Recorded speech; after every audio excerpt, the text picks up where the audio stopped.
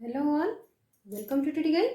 Previous video में chapter number 16 से हम क्वेश्चन नंबर 12 तक सॉल्व किए थे। आज क्वेश्चन नंबर 13 से क्वेश्चन नंबर 18 तक सॉल्व कर लेंगे। चलिए स्टार्ट करते हैं। Question number 13, in the adjoining figure triangle ABC is an isosceles triangle in which AP is equal to AC। Isosceles triangle में दो साइड्स इक्वल रहेंगे, तो यहाँ पर A B is equal to ऐसे गिवन ऑलरेडी दिया गया है। Also D is a point such that B D is equal to C D. और एक पॉइंट ऐड किया है कि डी पॉइंट है, मतलब ए एक्सटेंड हुआ है डी को, और वो जो डी पॉइंट बी डी से मतलब सी से बी से जो ज्वाइन किया गया है वो भी उसका जो साइड से वो भी इक्वल है, मतलब B D is equal to C D. तो प्रूफ क्या करना है? Proof that AD bisects A angle and D angle. मतलब ये जो A पॉइंट से D पॉइंट तक ज्वाइन हो रहा है, यहाँ पर एक एंगल बन रहा है ये ट्रायंगल में, और इस ट्रायंगल में हम ज्वाइन करने के बाद तो ये जो एंगल है वो बाइसेक्ट कर रहा है। बाइसेक्ट मतलब इक्वली एंगल को डिवाइड कर रहा है। अगर आपको 80 डिग्री दिया गया है वो एंगल, तो आपका 40-40 होना चाहिए, ठीक है। 50 दिया गया है तो 25-25 होना चाहिए। तो कैसे करेंगे इसको? पहले हम कॉन्ग्रुएंट बनाएंगे, मतलब इक्वल। तो कौन सा ट्रायंगल लेंगे? A B D and A C D. इस दो ट्रायंगल को अगर हम कॉन्ग्रुएंट बना देंगे, मतलब प्रूव कर पाएंगे कि वो दो ट्रायंगल कॉन्ग्रुएंट है, देन हमको इजीली सॉल्व हो जाएगा कि वो एडी बाइसेक्ट कर रहा है कि नहीं। वो कैसे आपको आगे पता चल जाएगा। In triangle A B D, correct. In triangle A B D and triangle A C D. देखो ए डी जो हाफ है, ये साइड हम ट्रायंगल को ले रहे हैं और राइट साइड में भी ट्रायंगल ले रहे हैं, ठीक है। तो ए सी डी ये दोनों ट्रायंगल में कंपेयर करेंगे। क्या क्या कंपेयर करेंगे? A B is equal to A C, side compare करेंगे, अदरवाइज एंगल को कंपेयर करेंगे। वही तो हमारा कंडीशन है ना। तो A B is equal to A C वो गिवन है। देखो क्वेश्चन में आपका गिवन है। नेक्स्ट हमको क्या करना है? देखो ए डी हमारा कॉमन है, तो A D is equal to common है, वो दोनों ट्रायंगल में ए डी कॉमन है, हम लिख देंगे कॉमन है। और B D is equal to C D वो भी ऑलरेडी गिवन है, B D is equal to C D. तो ये कौन सा कंडीशन के ऊपर सेटिस्फाई हो रहा है, मतलब कॉन्ग्रुएंट बन रहा है? S S S, side side side, ठीक है। तो लिख देंगे therefore triangle A B D congruent with triangle A C D S S S condition के ऊपर, ठीक है। कॉन्ग्रुएंट तो बन गया। अभी क्या प्रूव करना है? A D bisects A angle and D angle है कि नहीं, ठीक है। पहले हमको लिखना है ये दोनों ट्रायंगल हमारा कॉन्ग्रुएंट बन गया। कॉन्ग्रुएंट बनने के बाद हम B A D angle is equal to C A D angle होगा कि नहीं। ये दो ट्रायंगल में हम कंपेयर कर रहे हैं ना, तो बी ए डी एंगल, इस एंगल और इस एंगल इक्वल होंगे कि नहीं? वो दोनों इक्वल होंगे। क्यों इक्वल होंगे?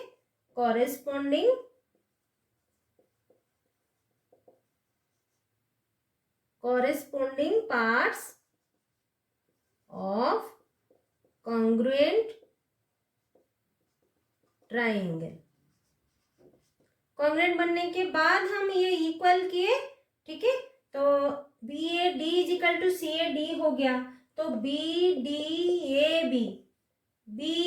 ए मतलब इस एंगल और इस एंगल भी इक्वल होंगे, तो D C A angle, sorry C D A angle, D D बीच में होना चाहिए, डी एंगल। तो वो भी हमारा corresponding angle of two triangle, जो कॉन्ग्रुएंट दो ट्रायंगल हुए थे, हो गया। तो so A D bisects A angle and D angle. ठीक है, प्रूफ हो गया. Next question, question number 14. If two triangles have their corresponding angles equal, are they always congruent? If not, draw two triangles which are not congruent but which have their corresponding angles equal. तो पहले हमको दो triangle draw करना है. तो दो triangle में हमको मेजरमेंट नहीं दिया गया है, ठीक है, बस एंगल्स दिया गया है. तो एंगल्स को हम इक्वल रख देते हैं, बाकी मेजरमेंट हम कुछ भी ले सकते हैं. तो क्या करेंगे, दो ट्रायंगल ड्रॉ करते हैं जिसका मेजरमेंट, इसको 40 डिग्री, इसको 60 डिग्री, बाकी ये हमारा 80 degree, A B C. Correct. Next और एक ट्रायंगल ड्रॉ करना है और कॉरेस्पॉन्डिंग एंगल को इक्वल करना है, और पी क्यू आर, इसको भी सॉरी कॉरेस्पॉन्डिंग एंगल हमारा, इसको भी 40, इसको 60 और इसको 80. ठीक है. पर यहाँ पर मैंने जो ड्रॉ किया है इसको क्या करूं, 5 सेंटीमीटर, और इसका लेंथ 4 सेंटीमीटर और इसका लेंथ 6 सेंटीमीटर, और यहाँ पर 6 सेंटीमीटर, ये 4 सेंटीमीटर और ये 5 सेंटीमीटर. करेक्ट. ऐसे लेके मैं ड्रॉ किया दो ट्रायंगल. क्योंकि मेजरमेंट हमको कहीं पर भी मेंशन नहीं है, तो कोई भी मेजरमेंट हम ले सकते हैं. तो अगर हम इसको मतलब दो ट्रायंगल का एंगल को इक्वल करेंगे, कॉरेस्पॉन्डिंग एंगल को इक्वल लेंगे, क्या वो दो ट्रायंगल कॉन्ग्रुएंट होंगे? नहीं होंगे, क्योंकि हमारा लेंथ डिफरेंट हो रहा है. ठीक है. और तो लिखेंगे कैसे, not if two triangles have their corresponding angles equal, are they always congruent? Not. It is not necessary that if, जैसे लिखा है वैसे सेम टू सेम लिख देना है.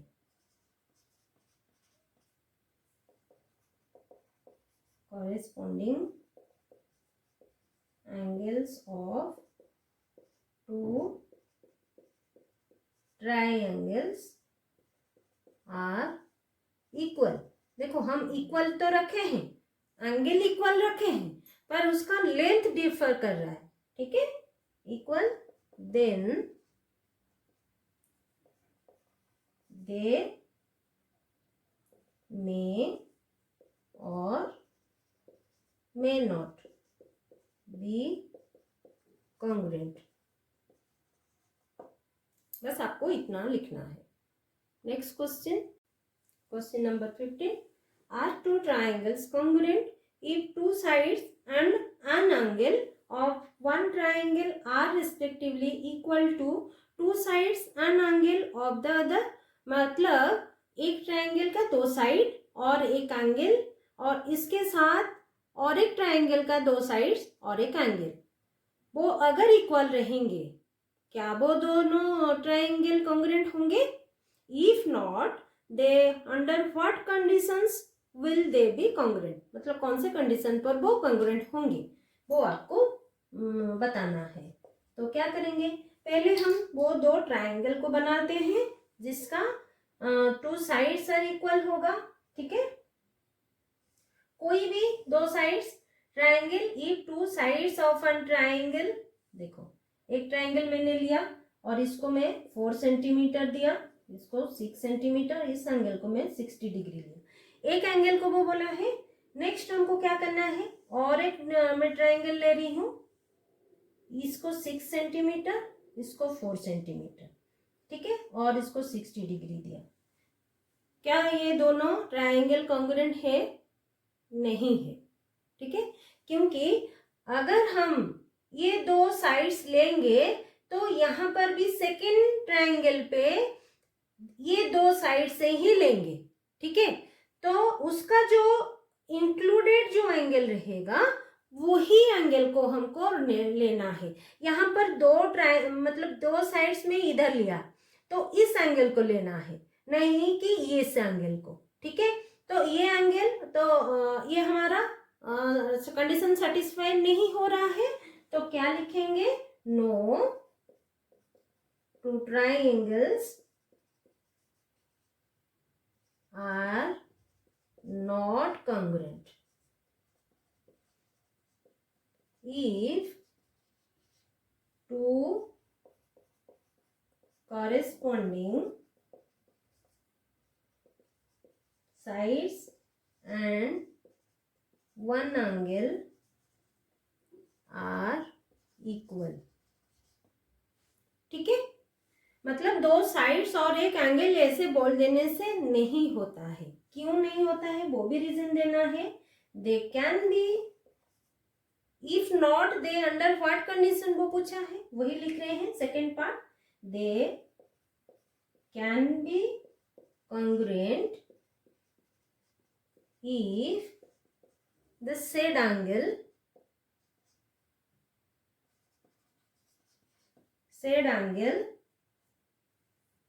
is, मतलब अगर बोला जाता कि इंक्लूडेड एंगल तो जाके वो दो ट्रायंगल हमारा कॉन्ग्रुएंट बनता, पर यहाँ पर ऐसा बोला नहीं गया है। इज द इंक्लूडेड, आपको ऐसे लिखना है, इंक्लूडेड एंगल। कॉन्ग्रुएंट में यही ही मतलब ये मेन पॉइंट है कि वो जो चार कंडीशन हमारा सेटिस्फाई होना है, अगर नहीं हुआ तो नहीं होगा। कौन से दो साइड्स होंगे, कौन से वो एंगल होंगे, वही डिपेंड करता है। तो वो आपको पहले वो टॉपिक, मतलब वो जो हमारा फर्स्ट इंट्रोडक्शन चैप्टर में फर्स्ट कॉन्ग्रुएंट में हमने आपको समझाया था ना, वो आपको देखना है। उसी में डिटेल्स आपको मिल जाएगा, सारे कंडीशन। और अगर वो पढ़ाई आप करके आओगे ना, यही सारे क्वेश्चन आप इस चैप्टर का, मतलब चैप्टर नंबर 16 का सारा क्वेश्चन आंसर आप सॉल्व कर पाओगे। Included angle between the sides, मैंने अभी बोला बिटवीन द साइड्स मतलब होना चाहिए। अगर मैंने ये दो साइड्स लिया तो इस एंगल होना चाहिए, ठीक है। पर हमेशा हमको क्या करना चाहिए, अगर आप एंटी क्लॉकवाइज जा रहे हो तो एंटी क्लॉकवाइज ही जाना है। अगर क्लॉकवाइज जा रहे हो, मतलब ये क्लॉकवाइज हम जा रहे हैं, अगर एंटी क्लॉकवाइज आपको जाना है तो आपको एंटी क्लॉकवाइज ही जाना है। मतलब 4 6 ऐसे करके आपको जाना है, 4 6 ऐसे करके जाना है, ठीक है। ना कि आप किधर भी ऐसे लगा दोगे तो वो कॉन्ग्रुएंट नहीं होते, ठीक है। Next question number 16, draw triangle ABC and triangle PQR such that they are equal in area but not congruent। तो इक्वल मतलब एरिया इक्वल होना चाहिए और वो दोनों कॉन्ग्रुएंट नहीं होना भी चाहिए। तो वो कैसे करेंगे, दो ट्राइंगल को ड्रॉ करना है पहले, और ड्रॉ करने एरिया निकालने के लिए हमको ट्राइंगल का क्या चाहिए, बेस एंड हाइट। तो पहले ट्राइंगल ड्रॉ करते हैं, ABC ट्राइंगल, जिसका हाइट में ले रही हूँ 4 सेंटीमीटर और बेस 6 सेंटीमीटर, ठीक है, ABC। और यहाँ पर और एक ट्राइंगल ड्रॉ कर रही हूँ जिसका हाइट में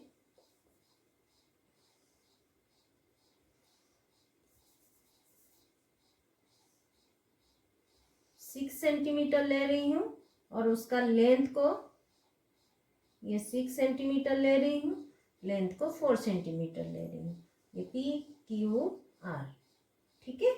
तो अभी हम एरिया निकालेंगे, area of triangle ABC।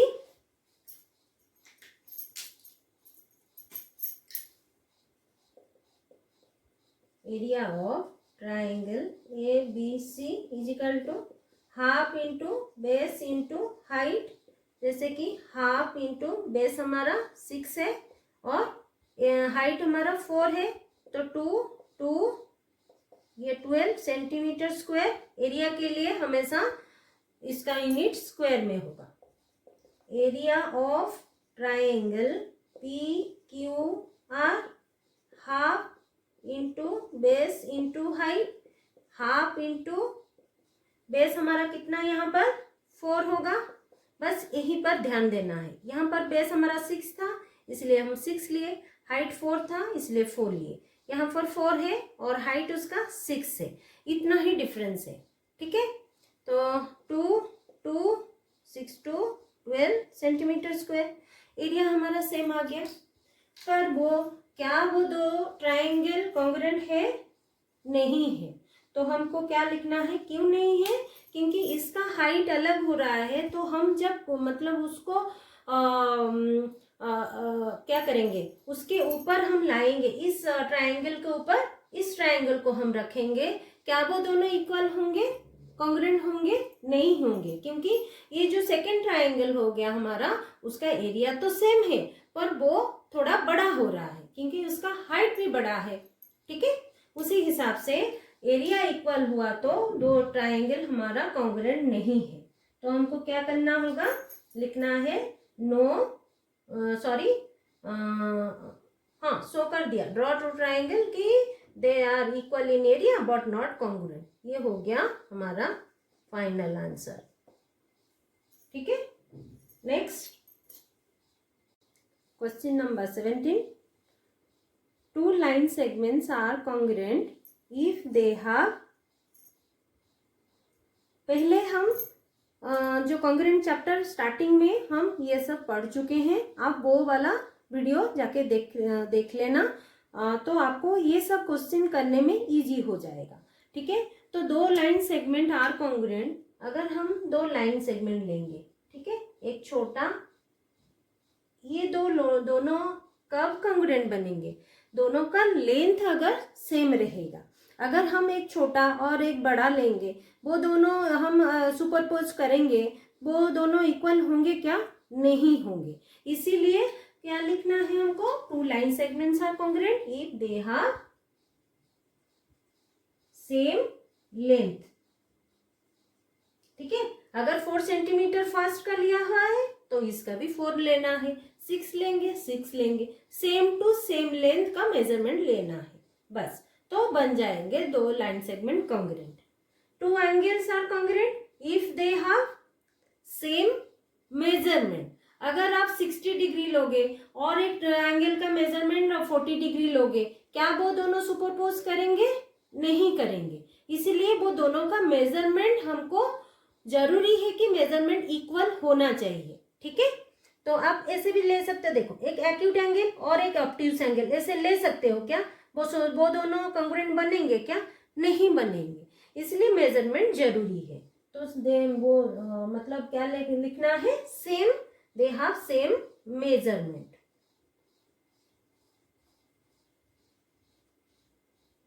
Measurement, ठीक है, मैं और अच्छे से लिख देती हूं।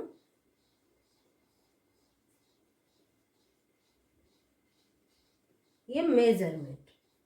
तो two squares are congruent if they have, square का हमारा क्या रहता है, इक्वल, साइड्स आर इक्वल।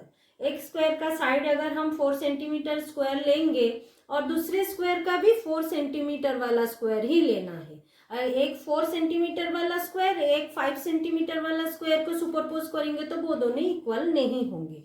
तो इसीलिए वो क्या लिखेंगे हम, two squares are congruent if they have same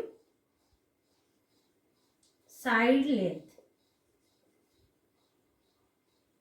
side length, वही तो लिखेंगे ना, अदरवाइज सेम साइड भी आप लिख सकते हो। नेक्स्ट हमको क्या करना है, टू सर्कल्स आर कॉन्ग्रुएंट, कब दो सर्कल कब कॉन्ग्रुएंट बनेंगे, उनका उसका रेडियस कॉन्ग्रुएंट रेडियस इक्वल होना चाहिए। फर्स्ट का रेडियस अगर 2 हुआ तो सेकंड का रेडियस, देखो एक रेडियस हमने ऐसे ड्रॉ किया एक सर्कल और एक ऐसे सर्कल ड्रॉ किया, क्या ये दोनों कॉन्ग्रुएंट है क्या? नहीं है, क्योंकि इसका रेडियस ज्यादा है इसीलिए वो सर्कल बड़ा बन रहा है। तो हमको सेम रेडियस लेना है जैसे कि वो दोनों इक्वल हो सके, तो हम दे हैव सेम रेडियस, बस इतना ही लिखना है। Two rectangles are congruent if they have, rectangles का क्या इक्वल होना चाहिए जैसे कि वो दोनों कॉन्ग्रुएंट बनेंगे? रेक्टेंगल का साइज तो मतलब साइड्स तो इक्वल नहीं है, उनका क्या इक्वल होना चाहिए? एक है उसका बेस और एक है हाइट, अदरवाइज ब्रीथ भी बोल सकते हो, लेंथ एंड ब्रीथ ऐसे भी बोल सकते हो। यहाँ मैं बना दे रही हूँ एक रेक्टेंगल और इसका ये बेस है और इसका सॉरी ये लेंथ आप लिख सकते हो और ये ब्रेथ। ठीक है, तो ये दोनों का सेम मतलब एक रेक्टेंगल अगर हम सेम लेंथ लिए तो इस रेक्टेंगल का भी लेंथ सेम होना चाहिए। इसका ब्रेथ सेम लिया तो मतलब जितना लिया उसका ब्रेथ भी हमको उतना ही लेना है, मेजरमेंट सेम लेना है। मतलब उनका जो साइज है उसको डिपेंड करता है, आप कितने लोगे वो आपके ऊपर डिपेंड करता है। अगर गिवन रहेगा 4 दिया गया है तो 4 लेना है, 6 दिया गया है तो 6 लेना है, 100 दिया गया है तो 100 लेना है, बस वही लेना है, पर सेम सभी दोनों में सेम रहना चाहिए। तो two triangle rectangles are congruent if they have same length and same breadth होना चाहिए। ठीक है, इतना ही लिखना है। Two triangles are congruent, triangles वो दो ट्रायंगल्स कब कॉन्ग्रुएंट होंगे? जब वो दो ट्रायंगल का पार्ट्स इक्वल होंगे, उसका साइड्स इक्वल होंगे, उसके एंगल्स इक्वल होंगे। ठीक है, तो हम यहाँ पर क्या लिखेंगे? Two triangles are congruent if they have equal parts, ऐसे भी लिख सकते हैं। ठीक है, next last question, question number 18। First question हमारा ऑल स्क्वायर्स मतलब आपको ट्रू फॉल्स लिखना है। ठीक है, ऑल स्क्वायर आर कॉन्ग्रुएंट मतलब squares all squares are congruent. तो इस यहाँ पर हमको आंसर क्या आएगा? स्क्वायर्स आर हमारा सारे स्क्वायर्स कॉन्ग्रुएंट होंगे। अगर साइड्स हमारा इक्वल रहेंगे तो जाके वो कॉन्ग्रुएंट होंगे, साइड्स इक्वल नहीं रहेंगे तो कॉन्ग्रुएंट नहीं होंगे। क्योंकि अगर आपको एक छोटा स्क्वायर दिया गया है और एक बड़ा स्क्वायर दिया गया है कि वो दोनों इक्वल वो होंगे क्या? नहीं होंगे। तो ऑल स्क्वायर्स आर कॉन्ग्रुएंट नहीं होंगे, तो फॉल्स हो जाएगा। ठीक है, if two squares have equal areas, ठीक है, they are congruent. Two squares obviously equal होंगे क्योंकि स्क्वायर का एरिया कितना है? 4a square. अगर उसका एरिया यहाँ पर 4a स्क्वायर होगा और सेकंड स्क्वायर में भी 4a स्क्वायर ही होगा, तो वो इसका मेजरमेंट अगर 4 दिया गया है, 4 इंटू 4 और उसका स्क्वायर, तो मेजरमेंट सेम ही आएगा ना। तो टू मतलब दो स्क्वायर का इक्वल एरिया अगर इक्वल हुआ तो दे आर कॉन्ग्रुएंट, वो आपको ट्रू लिखना है। क्योंकि उसका साइड मतलब उसका जो साइड है, हम एरिया कैसे निकालेंगे? 4a स्क्वायर, और फर्स्ट स्क्वायर का 4a स्क्वायर हुआ तो सेकंड का भी 4a स्क्वायर, और उसका साइड अगर 4 लिया तो 4 इंटू 4 तो सेम हमको आंसर मिल जाएगा, इक्वल ही आंसर आएगा, तो इसीलिए ये ट्रू हो जाएगा। Third, if two figures have equal areas, two figures मतलब यहाँ पर मेंशन दिया गया है टू स्क्वायर्स, तो स्क्वायर को लेके हम आंसर दे पाए कि ये हमारा ट्रू हो गया। तो इफ टू फिगर्स मतलब आप एक सर्कल भी ले सकते हो, एक स्क्वायर भी ले सकते हो, रेक्टेंगल ले सकते हो, स्क्वायर भी ले सकते हो, ठीक है, और ट्रायंगल भी ले सकते हो। तो वो उसी का एरियाज इक्वल एरियाज का आंसर आ सकता है, मतलब इक्वल एरियाज हो सकते हैं। क्या वो दोनों कॉन्ग्रुएंट होंगे? नहीं होंगे, तो हमारा आंसर फॉल्स हो जाएगा। ठीक है, ऐसे ही आपको याद रखना है कि फिगर, टू फिगर्स, कोई भी फिगर होगा ना, तो कोई फिगर इक्वल कैसे होंगे? एक सर्कल स्क्वायर के साथ कैसे इक्वल होगा? ठीक है, if two triangles are equal in area, दो ट्रायंगल यहाँ पर मेंशन किया गया है, जैसे कि यहाँ पर स्क्वायर दिया गया है, if two triangles are equal in area they are congruent नहीं है। क्यों? क्योंकि अभी अभी हम क्वेश्चन नंबर 16 में सेम क्वेश्चन सॉल्व करके आए हैं कि दो ट्राइंगल का एरिया सेम रहा तो वो कॉन्ग्रुएंट नहीं होंगे। क्यों?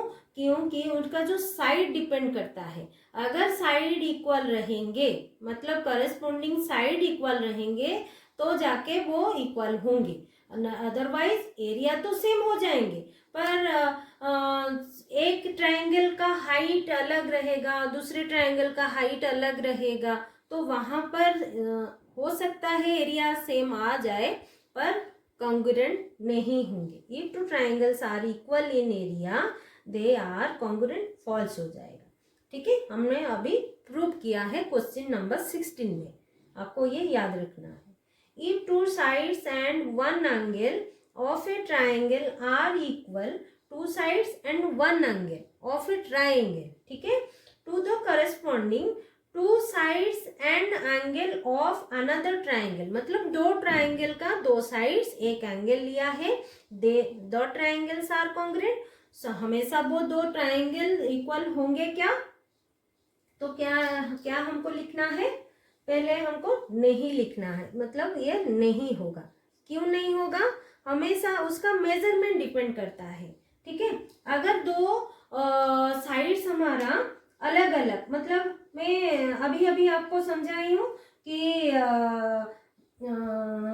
क्वेश्चन नंबर 15 में आप जाके चेक कर सकते हो कि दो साइड्स एंड वन एंगल, कि इंक्लूडेड एंगल होना चाहिए। कोई भी साइड्स कोई भी एंगल नहीं हो सकता, पर यहाँ पर two sides and one angle mention किया गया है। वो एंगल हमारा वो दो साइड्स का इंक्लूडेड एंगल होना चाहिए। ठीक है, देखो ये ट्राइंगल हुआ ना, इस ट्राइंगल का अगर ये साइड लिए इस साइड लिए, इस एंगल हमारा इंक्लूडेड, एक एंगल लिया मतलब ये इंक्लूडेड एंगल हो गया। अगर इस साइड लेंगे इस साइड लेंगे तो ये हमारा इंक्लूडेड एंगल हो गया। ठीक है, वही अगर लिया तो जाके वो कॉन्ग्रुएंट होंगे, नहीं तो नहीं होंगे। तो ये हमारा आंसर क्या आ जाएगा? फॉल्स आ जाएगा। Next, if two angles and any side of a triangle are equal to the corresponding angles and the sides of another triangle, मतलब ये सेम है पर क्या दिया गया है? टू एंगल्स दिया गया है। देखो एक ट्राइंगल का दो to angles and any side of a triangle, ठीक है, दो angle and any sides of a triangle, तो अनदर ट्राइंगल और any sides of a triangle, क्या वो दोनों इक्वल होंगे? क्या वो दोनों इक्वल होंगे? हाँ, ट्रू होगा हमारा आंसर। क्यों होगा? ए एंगल साइड एंगल के हिसाब से, correct, angle side angle condition satisfy करके हमारा ये क्वेश्चन ट्रू हो रहा है। ठीक है, next question, if three angles of a triangle are equal to the corresponding angles of another triangle then the triangles are congruent. ये क्वेश्चन हम अभी सॉल्व किए थे क्वेश्चन नंबर 14 में, कि तीन एंगल अगर इक्वल रहेगा एक ट्राइंगल का, क्या वो उस और एक ट्राइंगल का भी तीन एंगल इक्वल रहेगा, वो दो ट्राइंगल कॉन्ग्रुएंट होंगे? नहीं होंगे, क्योंकि मेजरमेंट डिपेंड करता है। तो हम यहाँ पर क्या लिखेंगे? यहाँ पर हम फॉल्स लिखेंगे। तो उसका आंसर क्या है आपके दिमाग में? क्वेश्चन नंबर 14 में सेम है, अगर साइड्स इक्वल होंगे तब जाके इक्वल रहेंगे। अगर यहाँ पर मेंशन दिए होते कि साइड्स भी इक्वल होते तो वो दो ट्राइंगल कॉन्ग्रुएंट हो जाते। ठीक है, तो next, if the hypotenuse and an acute angle of A right angle triangle, देखो एक राइट एंगल ट्राइंगल, एक हाइपोटेन्यूज और एक एक्यूट एंगल, ठीक है, तीनों मेंशन है। तो यहाँ पर आर इक्वल टू मतलब उसके साथ इक्वल एक hypotenuse and corresponding acute angle and another right triangle, तो इक्वल होगा। तो ये हमारा कौन सा कंडीशन सेटिस्फाई होगा? ये ट्रू होगा एंड RHS कंडीशन सेटिस्फाई होगा। ठीक है, उसी हिसाब से ये आपको लिखना नहीं है, बस आपके कंफ्यूजन ना हो, मैं इसलिए बस ऐसे लिख रही हूँ, आपको समझा रही हूँ। ठीक है, बस आपको ट्रू फॉल्स ही लिखना है। नेक्स्ट, इफ द मतलब मेंशन ऐसे ही हुआ तो जाके हमारा दो ट्राइंगल इक्वल हो सकते हैं, मतलब कंग्रुएंट हो सकते हैं। Next question, if the hypotenuse of a right triangle is equal to the hypotenuse of another right triangle। देखो यहाँ पर hypotenuse दिया गया है, right triangle दिया गया है, यहाँ पर hypotenuse and right triangle, acute angle तो मेंशन नहीं है। अगर acute angle अलग हुआ तो acute angle कुछ कोई भी मतलब कोई भी मेजरमेंट हो सकता है, तो हमको क्या करना है, यहाँ पर फॉल्स लिखना है, क्योंकि ये RHS कंडीशन सेटिस्फाई नहीं हो रहा है। वो मतलब उसका तो हाइपोटेन्यूज है, राइट एंगल है, एक्यूट एंगल भी है, पर वो जो एक्यूट एंगल इक्वल होंगे क्या, अगर हुए तो वो कॉन्ग्रुएंट होंगे, अगर नहीं हुए तो कॉन्ग्रुएंट नहीं होंगे। तो यहाँ पर हमको फॉल्स लिखना है कि triangles are congruent, then the triangle congruent, नहीं, फॉल्स है। Last, if two triangles are congruent then their corresponding sides and their corresponding angles are congruent। तो यहाँ पर हमारा आंसर ट्रू होगा, क्योंकि ट्रू ये जो ट्राइंगल, दो ट्राइंगल का कॉरेस्पॉन्डिंग साइड्स भी दिया गया है, इक्वल रहना चाहिए, कॉरेस्पॉन्डिंग एंगल्स भी इक्वल होगा, तो वो दो ट्राइंगल हमारा कॉन्ग्रुएंट हो जाएंगे। ठीक है, आज के लिए इतना ही, मिलते हैं नेक्स्ट वीडियो में। अगर ये वीडियो आपको अच्छा लगा है तो लाइक शेयर सब्सक्राइब कर दीजिएगा। कुछ डाउट है तो कमेंट बॉक्स में जरूर कमेंट कर दीजिएगा। Thanks for watching.